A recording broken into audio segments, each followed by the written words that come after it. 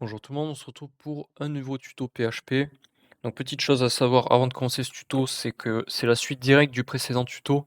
On va réutiliser le fichier db.php qu'on a fait. Donc si vous souhaitez en savoir plus, je vous invite à aller voir la vidéo précédente.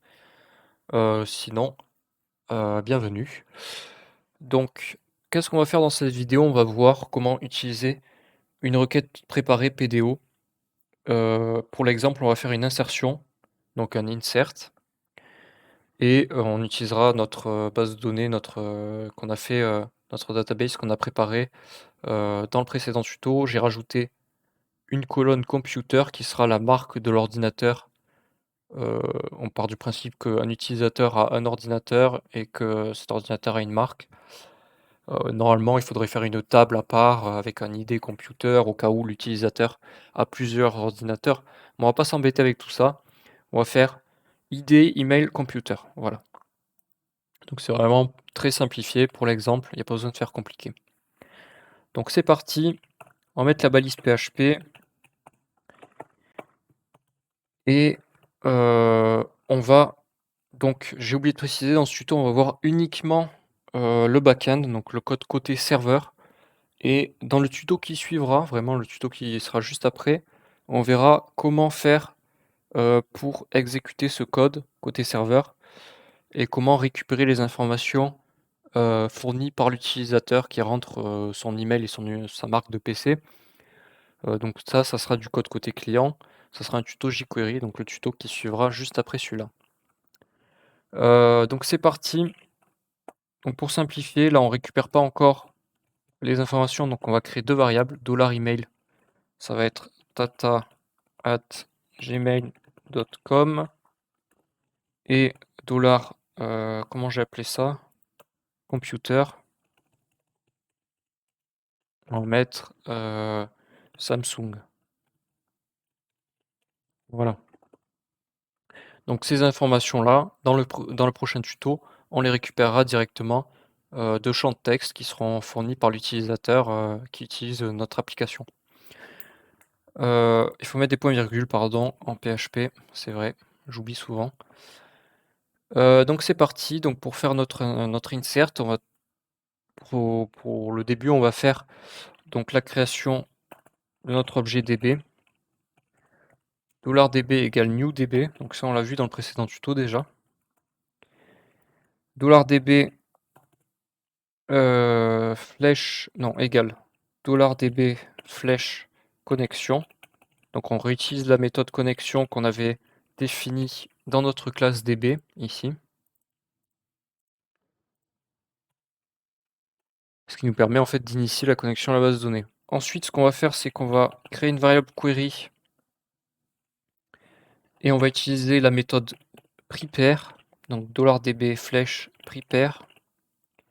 Et dans ce prepare, on va mettre notre requête SQL. Donc ça sera un insert, je vous l'ai dit, into la table user, elle s'appelle, si je dis pas de bêtises. Tac, tac, tac, table user, exactement.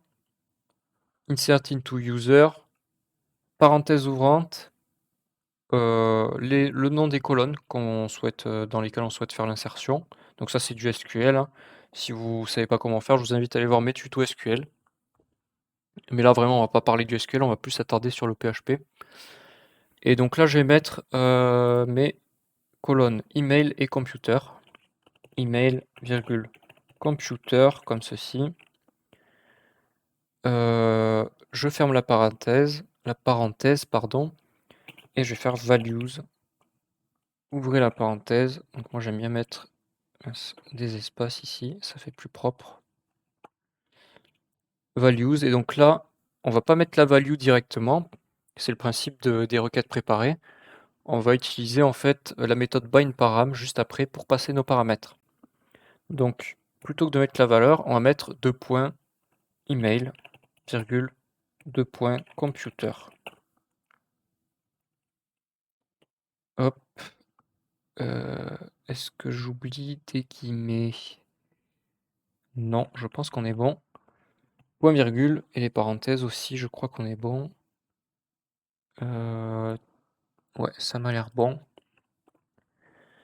Ensuite, on va faire donc la méthode, on va utiliser la méthode bindParam sur notre query. Donc bindParam qui est une méthode de PDO et on va mettre deux points email entre guillemets notre variable donc $email et enfin le type donc PDO param underscore str pour string. Si vous souhaitez savoir tous les types de paramètres qui existent, je vous invite à aller voir sur internet. Vous tapez PDO param et là normalement vous devriez tomber dessus. Donc on a deux paramètres à bind, donc on va faire $query bind param. C'est exactement la même chose. Donc si ça avait été un int, j'aurais mis param underscore int. Là en l'occurrence c'est deux strings, donc deux fois je vais mettre la même chose, str, param str. Donc computer virgule $computer virgule PDO param underscore str. Donc pourquoi faire des requêtes préparées? Principalement pour éviter les injections SQL, mais aussi c'est bien plus lisible. On sait vu que le typage est très abstrait en PHP, ça permet en fait de se dire ça c'est du string, ça c'est du int, etc. Une fois que ça c'est fait, on va utiliser la méthode execute, donc query flèche execute. Et ensuite, on peut faire echo, je sais pas ce que ça fait si on fait echo de leur query, on va voir, on va tester en direct. Pas besoin de guillemets. Est-ce que ça nous renvoie le résultat? C'est ce qu'on va voir. Donc je vais là.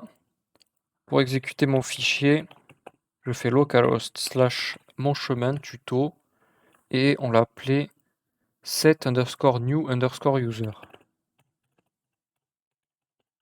.php.